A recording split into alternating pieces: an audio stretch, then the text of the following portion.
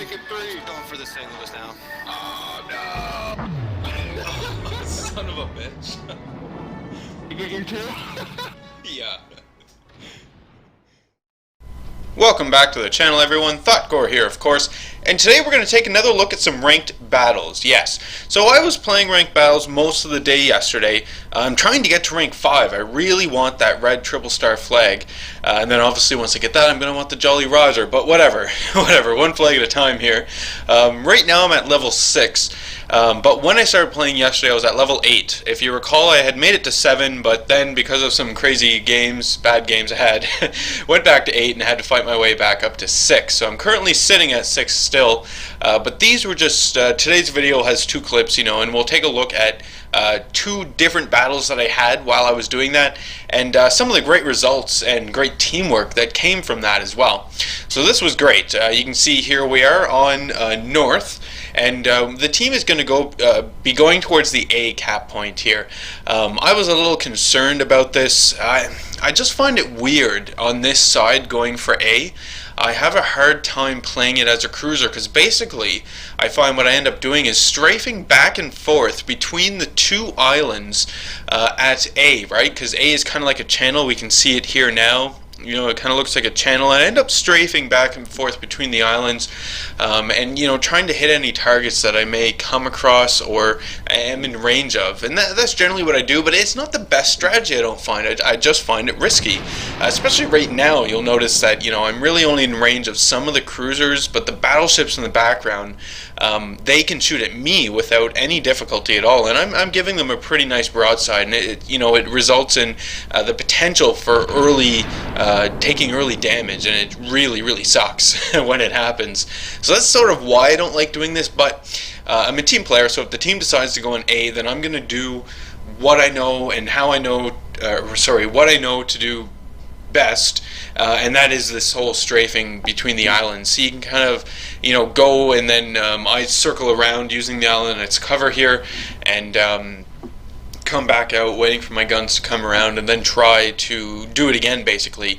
And this whole time as well, I do have some allied ships around me, right? So obviously I'm hoping that they're going to be taking some shots as well, putting shots into the enemies, and the enemies will start focusing on them. That's the hope anyway, especially, there's a Moggy right there.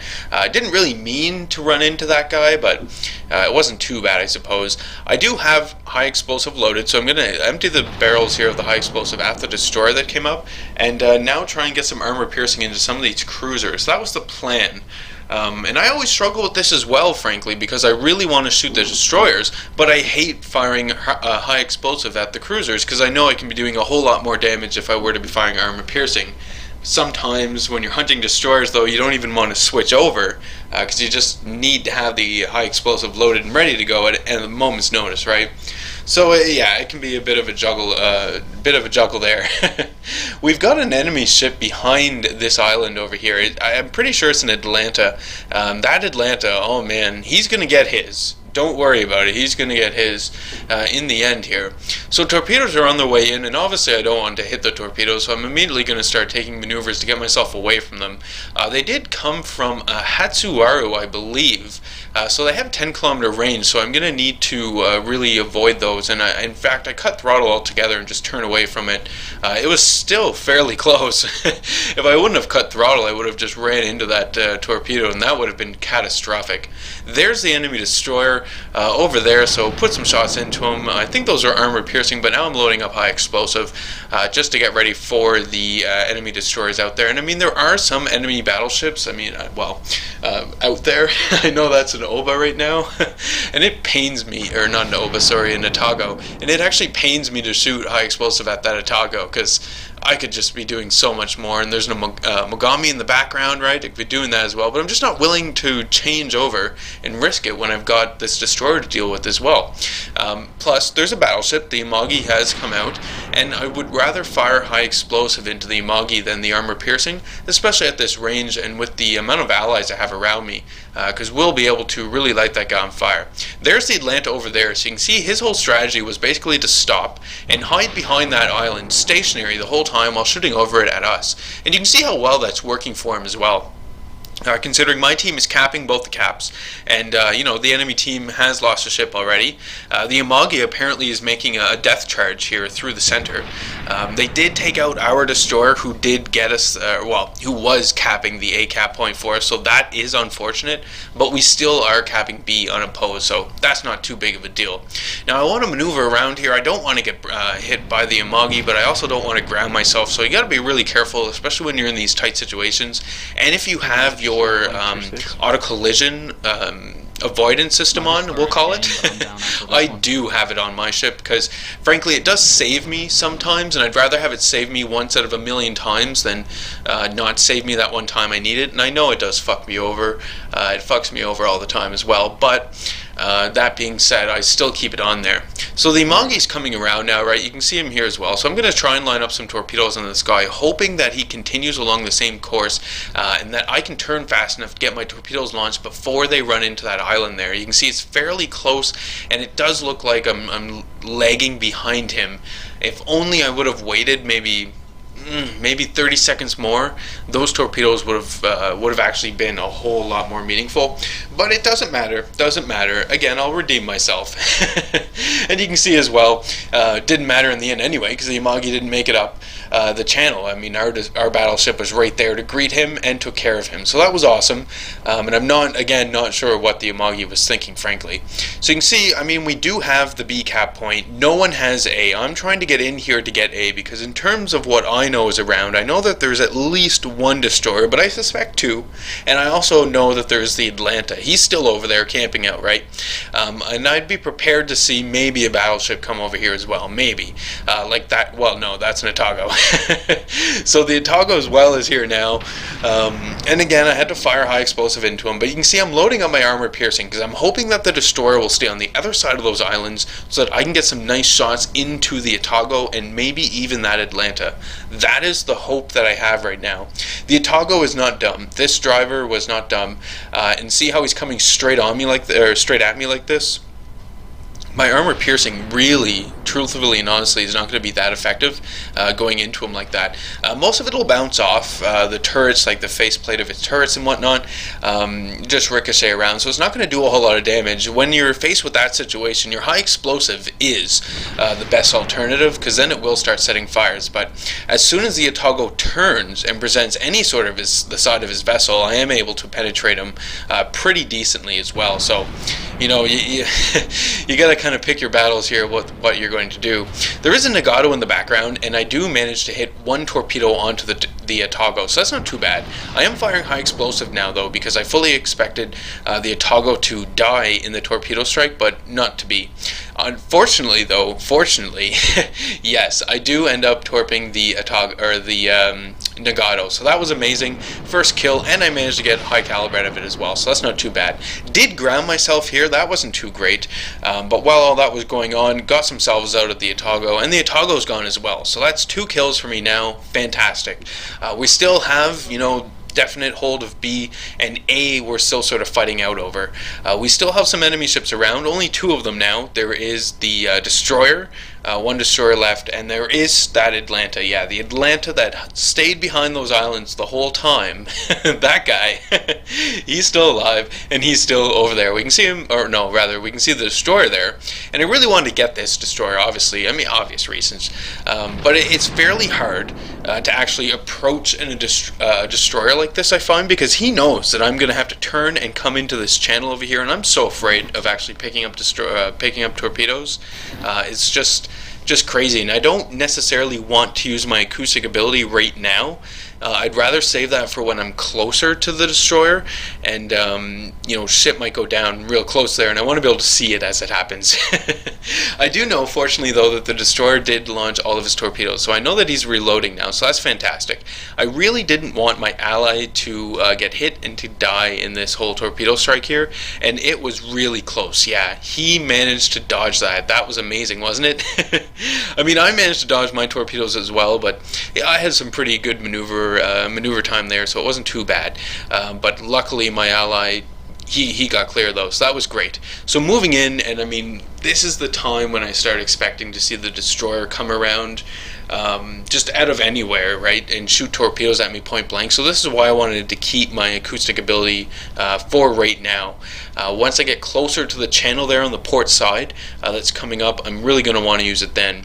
The destroyer pops up right now though, so okay, alright, we'll start putting shots into him. He wasn't in the channel like I thought, but that's no big deal. I've got high explosive ready to go. I do pop my acoustic ability right now just in case he does decide to launch torpedoes, especially since he's almost dead. Destroyers are really sneaky like that.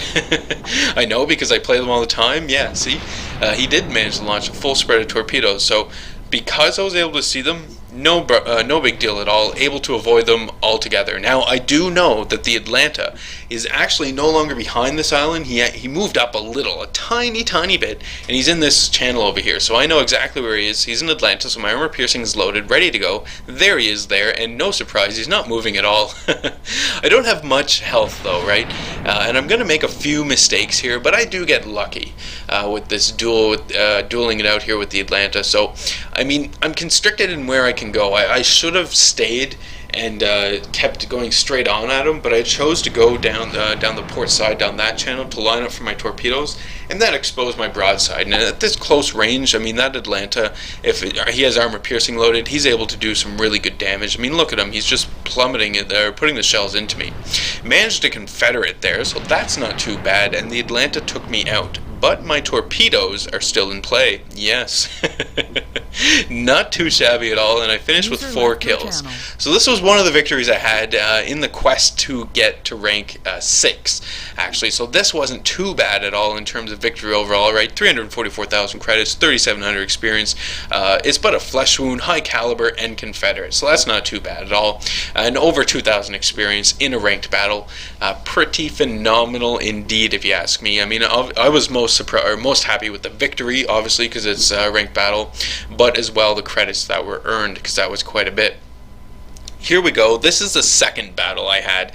This is, I believe I'm actually rank 6 now, so this is one of the rank 6 battles I had, and this battle, oh, this was a hard battle, really hard battle, but I really enjoyed it, and I hope that you guys enjoyed it as well, because it was pretty, team focused, and it was just phenomenal. So here we go. I mean, in the Mogami again, obviously, and we are on Land of Fire. So this time around, the team, we're discussing here where we're going to be going, just sort of talking it out, and it does look like we are going to head over to A. So that's sort of where we're going, but people are talking in chat, right? Still deciding what they're going to do, and so I don't necessarily want to commit to one direction. Even though I'm going towards A, I'm ready to go towards B if need be. Now, you'll notice as well that I have my speed on to quarter speed. I've been doing this a lot in my ranked battles, actually, right at the beginning. And it's for obvious reasons. I just don't want to show up before the battleships show up. You really need that support here.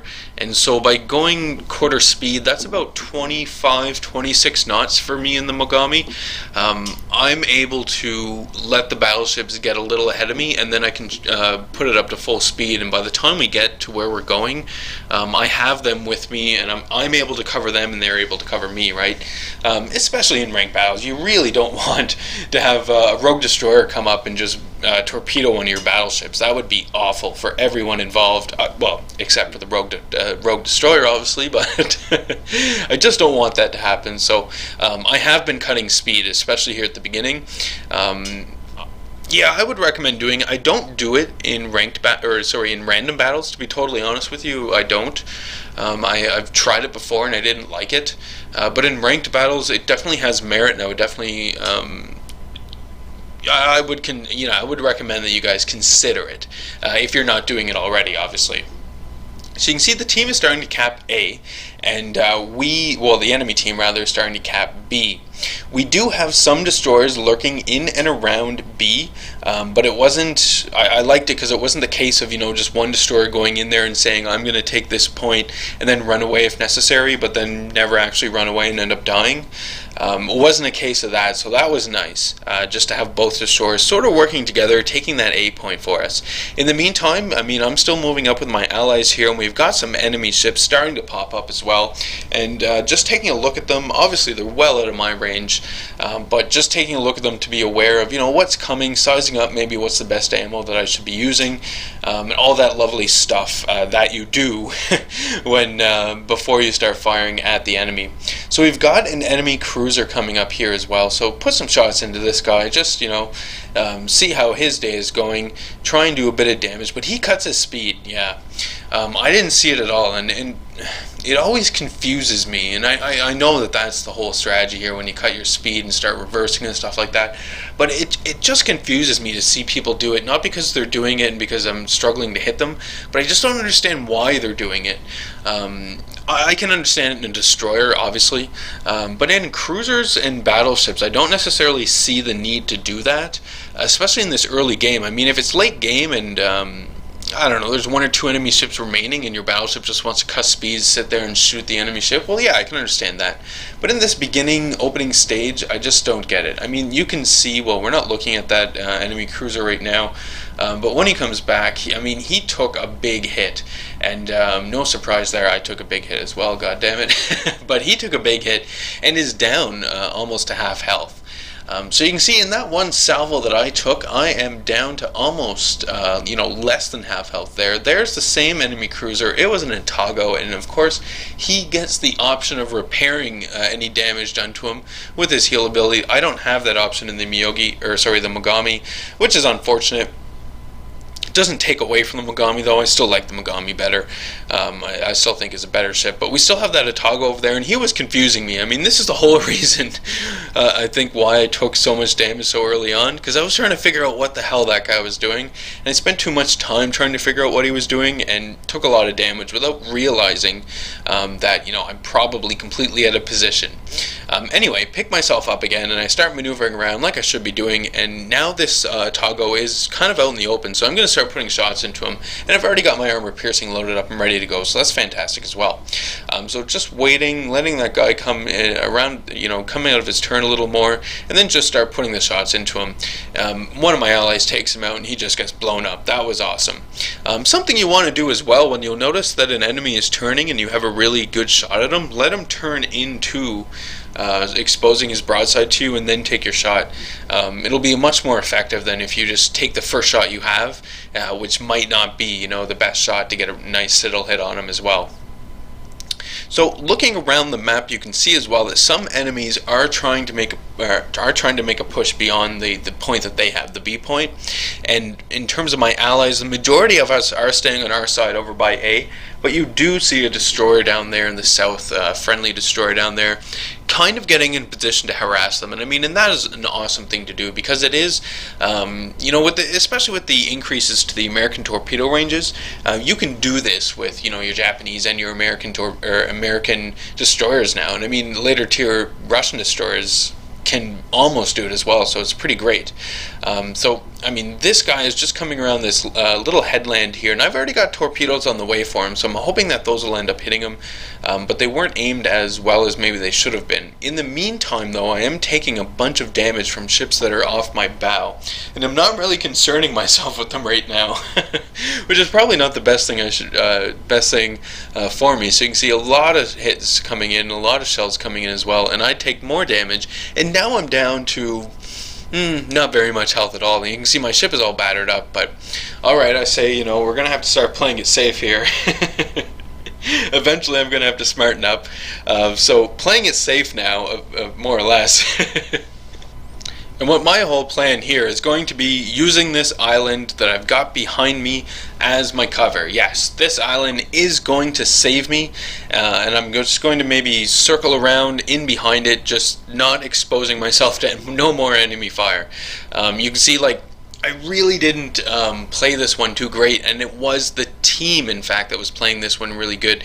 And I should have adapted to the team as well. I'm used to the enemy teams wanting to get right in there and duking it out and fighting it out mid to close range. But you can see my allies more or less are making use of cover and kind of sniping the enemies out right now. Because it's still a close game, so that's what I need to be doing rather than getting so close. So using that island, I was able to just put a whole bunch of distance between myself and the enemy ships and get myself out of that whole situation. More enemy fire coming into me, but luckily I saw it coming, so I'm able to maneuver and get out of here. It's the enemy destroyer that's actually firing at me. Well, that was a battleship that just landed, but the shots that hit me were actually from the enemy destroyer, so I wasn't too concerned about those shots doing a bunch of damage. It was more or less concerned about whether or not they'd set me on fire. But now I'm in a really good position. You can see I'm grouped up with more of my allies and just out of the whole firing line. I mean, I'm not going to be the closest ship to the enemy, and we're on such low health that automatically makes me a huge target for the enemy ships as well, because they are just going to want to lay as much shots into me as they possibly can to get me gone, because they know it's not going to take a whole lot of effort and I'll be dead. Enemy destroyers are still lurking around though. I mean, those guys, right? You can see one over there. I'm lining up on him now. Really hard shot to make though, because I mean, he's pretty far away and he's turning as well, so not that great, but luckily I didn't fire off all my shots at once, and you know, do manage to make a slight adjustment there and get at least one hit. Yeah, at least it was one. The turpets though, this enemy turpets was a big concern for me right now, especially too, because I've got my broadside to him and I figured that I would be a prime target for him to be shooting at, but I get really lucky. In addition to that, I mean, the shots that I just put into him were most of them landed and they did pretty good damage, about 2100 I think, so that's not too shabby at all. Unfortunately though, I didn't set him on fire, and that's what I'm really hoping to do, especially shooting my high explosive here. So moving up the line of enemy ships to shoot at, and now again I have another destroyer. This is the second enemy destroyer and another enemy battleship, so a Nagato over there as well, I believe. So alright, we need to play this safe, letting my allies be the closest ships to there. Oh, sorry, that's an Amagi rather than a Nagato. So letting my allied ships get up there, and you can see, yeah, lots of torpedoes coming at my allied battleship. So that kind of sucks. Not too great. And he did take one of my allied battleships did take a bunch of torpedoes actually. That wasn't too great. But whatever. More of my allies are moving in, and we'll be able to all sort of team up on this Amagi. You can see him over there. I'm putting shots into him now, just to try to get this enemy Amagi gone. He can do a whole lot of damage. These Mogami, well, he or she, I should say. This Mogami, or Amagi, man, these Japanese names. This Amagi can, and I'm really happy to see the Amagi do so well in these ranked battles, because I love my Amagi. But they're terrifying, especially when I'm in this lowly little Mogami here and I have very little armor against their very big guns. Yeah, I'm terrified of them, just terrified. More terrified of an Amagi than a North Carolina, actually. That's my own personal opinion, but that's just me. I'd rather take down North Carolina than Amagi any day. Anyway, still lining up in the turpets over there, because while I have shots on them, I still want to be able to do some damage to them, right, and set them on fire, get some critical hits on them here as well. Here comes the enemy Amagi. He's still decided to go in a straight line, and now he's, you know, coming out from behind cover, and we're going to be able to get some nice shots into him. So I put a salvo into him without ever actually even seeing him. Almost hit him. That would have been pretty nice, but I knew he was there, right? I get really, really lucky on those shots that were incoming from the Amagi, and I just have barely any health remaining now. So we need to play it safer now. Just playing it safer. Still have the enemy battleships to deal with. I mean, the turpets is over there. The Amagi is still going. Maybe one of our battleships could just get a nice broadside into him and take him out entirely, but someone's going to have to deal with him, and hopefully we'll be able to get this guy down. I get really lucky here in that I'm able to shoot over these islands without the Amagi actually shooting at me, right? He's shooting at another one of my allies. We saw it over there, so I'm able to get some good shots into him. Obviously, that first salvo didn't do a whole lot. In fact, it missed entirely, but I do have more salvos coming in, and if this salvo happens to miss, at the very least there are some torpedoes on their way. Before the torpedoes hit, though, one of my allies manages to take out the Amagi, so that was amazing. And you can see what I'm talking about here, you know, the good teamwork that's happening. You know, my team, look at them, for the majority of them are staying in A, making that the major focus, putting pressure on A, and then one of my friendly destroyers was able to circle circle around back the enemies, and is in fact starting to cap that B point. So that's fantastic. And this is sort of what you want to be able to do, and how you should think of maybe destroyers in the ranked battles and their role. You really want to, group up and stay with your allies, put pressure on the enemy ships from a good position where you can still defend your cap, and then your destroyers are, ideal for flanking maneuvers. Destroyers, even some fast cruisers like the Japanese cruisers, would be great at that as well. Coming around, and the game is, coming. I mean, it's been close this whole time, and it's still close right now. I mean, technically we are losing, but that's not going to last. I mean, we did just take out an enemy ship, so that is amazing. Now we have both enemy caps as well, so there's no way that they're going to be able to come back from this. It's just a matter now of getting these enemy ships gone, right? And even though I didn't do a whole lot of damage this entire game, it was really my team that did everything here. They were really, really the stars of all of this. So we've got a Tirpitz out there, and we've got a Benson out there as well. There is another enemy destroyer somewhere as well, but not really concerned with him right now. I was mostly concerned with the Tirpitz, and I wanted to be able to get some torpedoes off at him, but just not worth it, right? I mean, I should have slowed down maybe to line those up, but to counter that as well, I mean, I do have an ally destroyer nearby, and I don't want to harm him. There's the other enemy destroyer as well. We can see him over there. So alright, we're going to line up on that guy. As soon as he comes around the island here, I should be able to take him out, as long as I don't aim poorly. Nope, managed to get him. Fantastic. And the battle is now over. I mean, I can't believe we won that. Well, I can't believe I won that, I guess, because I played pretty terribly.